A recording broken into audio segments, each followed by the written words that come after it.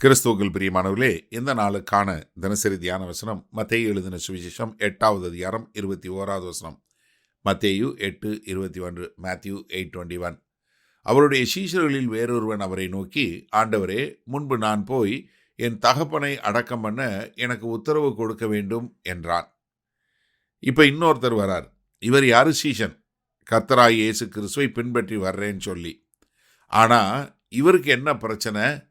நான் போய் முதல்ல என் தகப்பனை அடக்கம் பண்ணணும். இதை நீங்கள் இந்த இந்த வழக்கமான சொல்லுடைய அர்த்தம் தெரியலன்னா உங்களுக்கு இந்த வசனத்தினுடைய ஆழம் புரியாது. இப்போ என் தகப்பனை அடக்கம் பண்ணணும்னா, இப்போ ஒன்றும் அவங்க அப்பா மரித்து போய் இல்லை, அவரை அடக்கம் பண்ணுறதுக்காக இவர் நான் போய் ஃபியூனரல் சர்வீஸ் நடத்திட்டு வர்றேன், அடக்க ஆராதனை, அது கிடையாது. நான் என் தகப்பனை அடக்கம் பண்ணிட்டு வர்றேன் அப்படிங்கிறது ஒரு யூத குலத்தில் உள்ள ஒரு வழக்கத்தில் உள்ள ஒரு சொல். அப்படின்னா என்ன தெரியுமா அர்த்தம்? அதாவது, எனக்கு எங்கள் அப்பா இன்னும் சாகலை, அவர் செத்த உடனே தான் எனக்கு சொத்து கிடைக்கும், அந்த சொத்து கிடைச்சதுக்கப்புறம் உங்களை பின்பற்றுறேன். அதாவது எங்கள் அப்பாவை அடக்கம் பண்ணிட்டு வரேன்னா எங்கள் அப்பா இன்னும் சாகாமல் இருக்கார், எனக்கு வர வேண்டிய சொத்து இன்னும் வரல. ஏன்னா யூத குலத்தில் எப்படின்னா, தகப்பன் மரித்ததற்கு பின்பாக தான் பிள்ளைகளுக்கு சொத்து வரும். நம்ம தமிழ் கலாச்சாரத்துலேயும் அதே மாதிரி தான். அப்பா இறந்ததுக்கு பின்னாடி தான் உயிரை பிரித்து பார்த்து யாருக்கு என்ன ஏதுங்கிறத பிரித்து கொள்வாங்க. அதே மாதிரி தான் யூத கலாச்சாரத்திலே தகப்பனுக்கு பின்பாக தான் பிள்ளைகளுக்கு சொத்து போகும். இப்போ தகப்பன் என்ன இன்னும் உயிரோடு இருக்கிறாரு, என் தகப்பன் மறிக்கட்டும், எங்கள் அப்பா செத்ததுக்கப்புறம் எங்களுக்கு சொத்து பிரிப்பாங்க. அந்த சொத்தெல்லாம் நான் வாங்கிட்டு நான் வந்துடுறேன். ஏன்னா இப்போ நான் உங்களை பின்பற்றி வந்தேன்னா அவன் குடும்பத்தை விட்டு போயிட்டான், அப்போ அவனுக்கு சொத்து கொடுக்க வேண்டாம் அப்படின்னு சொல்லி எனக்கு சொத்து இல்லாமல் போயிடும், எனக்கு வர வேண்டிய பரம்பரை சொத்து இல்லாமல் போயிடும். அதனால நான் என்ன சொல்ல விரும்புகிறேன், நான் உங்களை பின்பற்றி வர்றேன், ஆனால் எனக்கு சொத்து முக்கியம். எப்படி? என் சொத்து முக்கியம். நீங்கள் இதனுடைய ஒத்த வசனங்கள் லூக்கா 9வது அதிகாரத்தில் இருக்குது. லூக்கா 9வது அதிகாரம் 59, 60வது வசனத்தில் நீங்கள் பார்த்தீங்கன்னா அவன் இதே கேட்குறான். ஏன்னா, ஆண்டவரே, நான் எங்கள் அப்பாவை அடக்கம் பண்ணிட்டு நான் உங்களை பின்பற்றி வர்றேன். என்ன காரணம்? எனக்கு சொத்து வேணும்.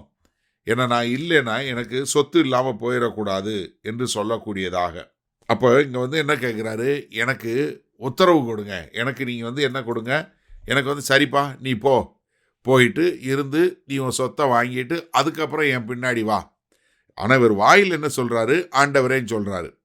கூரியோஸுங்கிற பதம் தான் உபயோகப்படுத்துகிறாரு. எப்படி? நீங்கள் தான் என்னை ஆளுகிற ஆண்டவர், ஆனால் என்ன, எனக்கு சொத்தும் வேணும், ஒரு கை இங்கே இன்னொரு கை என்ன அங்கே வேணும் அப்படின்னு சொல்லி கொடக்கூடிய ஒரு காரியத்தை இங்கே கேட்குறாரு. அப்போ என்ன? இயேசு கிறிஸ்து வேணும், சொத்தும் வேணும். நீங்கள் நன்றாக தெரிஞ்சுக்கல, ஒன்று இயேசு கிறிஸ்துவை பின்பற்ற வேணும், இல்லை உங்களுடைய சொத்துக்கு தான் போக முடியும். உலகப் பொருளுக்கும் ஊழியத்துக்கும் நீங்கள் கர்த்தருக்கும் ஊழியம் செய்ய முடியாது. ஏதாவது ஒன்றுக்கு தான் நீங்கள் ஊழியம் செய்ய முடியும். மலைப்பிரசங்கத்தில் சொல்லி கொடுத்தாரா இல்லையா? அதே தான் இங்கே நடப்பதை நம்ம பார்க்குறோம். சரி, இந்த நாளில் இந்த வசனத்தை நம்ம எப்படி எடுத்துக்கொள்வது? இன்றைக்கு அநேகர் அண்ணே, நாங்கள் ஊழியத்துக்கு வந்ததே நிறையா சொத்து சேர்க்கணும் தான், நீங்கள் என்ன இப்படி சொல்லி கொடுக்குறீங்க? நான் இயேசு கிறிஸ்து சொன்னதை தான் சொல்கிறேன். இன்றைக்கு பெரிய வேதனையான விஷயம் என்ன தெரியுமா? அநேக ஊழியர்கள் தங்களை குறித்து சொல்லும்போது, நான் வெறும் சைக்கிளோட ஒன்றும் இல்லாமல் வந்தேன், போட்டிருக்க துணியோடு வந்தேன், வேற எதுவுமே இல்லாமல் வந்தேன், இன்னைக்கு 3 தலைமுறை உட்காந்து சாப்பிட்ற மாதிரி கர்த்தர் என்னை ஆசீர்வதிச்சிருக்கிறாரு. எப்படிங்க இது? சொல்லுங்க, அது எந்த கர்த்தர்?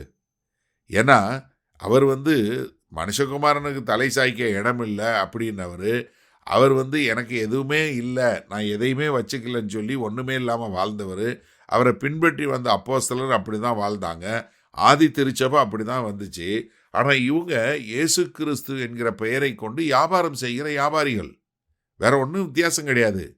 மீதி பேர் மூலதனம் போட்டு வேற ஏதாவது பொருளை வாங்கி உடல் உழைப்பு செய்து அவங்க வியாபாரம் பார்க்குறாங்க, அதில் சம்பாதிக்கிறாங்க.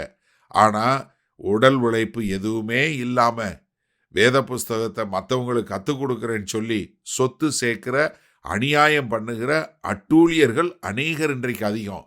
இன்றைக்கு எந்த ஊருக்கு போனீங்கனாலும் நல்ல செல்வந்தர்களாக இருக்கிறவங்க யாருன்னு பார்த்தீங்கன்னா போதகர்கள். ரொம்ப கொடுமையான விஷயம்.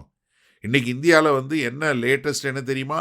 எல்லாரும் யார் விலையுயர்ந்த காரை ஓட்டுறதுன்னு யோசிச்சு பாருங்கள். இப்போ இயேசு கிறிஸ்து அங்கே ஊழியம் பார்க்குறவராக இருந்தாருன்னா அப்படிப்பட்ட கார் வாங்குவாரா? கொஞ்சம் சிந்திச்சு பாருங்க. இப்போ இயேசு கிறிஸ்து இன்னைக்கு இந்த 2024 ஒரு வாகனம் வாங்கணும்னா என்ன மாதிரி கார் வாங்குவார்? இருக்கிறதுலே ஒரு இம்போர்ட்டட் கார் 4 கோடி 5 கோடிக்கு இம்போர்ட் பண்ணி வாங்குவாரா? இல்லை சாதாரணமாக எல்லாரையும் மாதிரி இருப்பாரா? கொஞ்சம் சிந்திச்சு பாருங்க. சொத்துக்காக கர்த்தரை பின்பற்றாதீங்க. வல்லபிதாவே, இந்த செய்தியை கேட்டுக்கொண்டு இருக்கிற ஒவ்வொரு சகோதரனும் சகோதரியும் ஆண்டவரே எச்சரிக்கை உள்ளவர்களாய், எனக்கு கர்த்தர் கொடுத்த பொருளாதாரம், எனக்கு கர்த்தர் கொடுத்த தாளந்துகள், நான் கர்த்தருக்கென்று வாழ்வதற்காக நான் எப்படி கர்த்தருடைய ராஜ்யத்தை கட்ட முடியும் என்று சொல்லக்கூடியதா? அதே போல ஆண்டவரே, சொத்து சேர்ப்பதற்காக ஊழியத்தில் சேர்ந்தவங்கெல்லாம் மனம் திரும்பி உமக்கென்று வாழ அவர்களை ஒப்புக் கொடுக்கிறோம். இயேசு கிறிஸ்துவின் மூலம் பிதாவே, ஆமேன். கர்த்தர் உங்களை ஆசீர்வதிப்பாராக. நாம் இன்று மாலை மண்ணால சந்திப்போம்.